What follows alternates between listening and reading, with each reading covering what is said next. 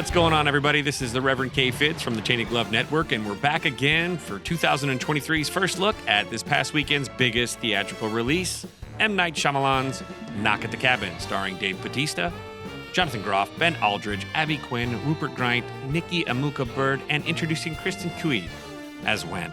Knock at the Cabin is a Hitchcockian psychological thriller from Shyamalan, who prides himself on being a modern Alfred Hitchcock, all the way down to the epic opening sequence credits and suspense-laden thrillers with a twist.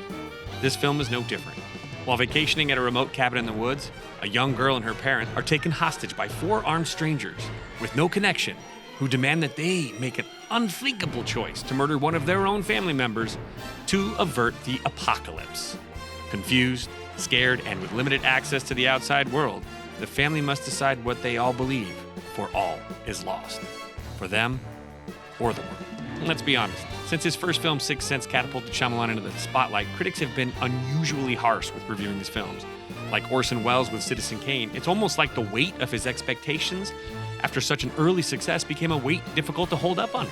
While Welles faded into a punchline, Shyamalan has bounced back on occasion. While Lady in the Water, Avatar: The Last Airbender, and After Earth were horrible mistakes I'm sure he'd take back if he could, he has hit with his unbreakable split glass superhero trilogy, as well as Signs and The Visit. He also has produced adequate yet quality, somewhat unremarkable films like The Village, The Happening, and recently Old. This film would fall into the top third of Shyamalan films, and I personally place it behind Signs and ahead of The Visit. It's an M. Night film worth seeing in the cinema, if that means anything to you. One such reason is the performance of Dave Bautista, the pro wrestler turned actor. His performance as Leonard was tragic and yet still frightening. His looming physical presence masking his tender heart. Bautista is arguably the best wrestler turned actor of all time. I really do believe that. His performance in Glass Onion and as Drax the Destroyer in the Guardians of the Galaxy films, let alone some of his other work like in Dune or Blade Runner 2049, show that he has a real future beyond the squared circle. I'm really excited to see how he plays as he continues to grow as an actor. Groff, who we know from the excellent Netflix series Mindhunter, as well as Agent Smith in the fourth Matrix film, also gives a very good dramatic performance as he struggles with logic and reality throughout the film, protecting his family, protecting his lover, protecting his daughter. All of these things roll into one. The question is all this real? Or are these strangers just simply out of their mind? The tenderness and love that he shows for his husband, Andrew. The couple really does capture the connectivity of a modern family. It's them against the world.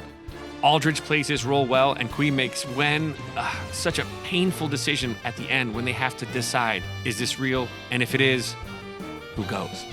It's heart-wrenching. Grant continues his post-Harry Potter career with a solid and painful performance as Quinn and Bird do the same. They all know something we don't, and the pain that they show in having to keep this secret translates pretty well to the big screen.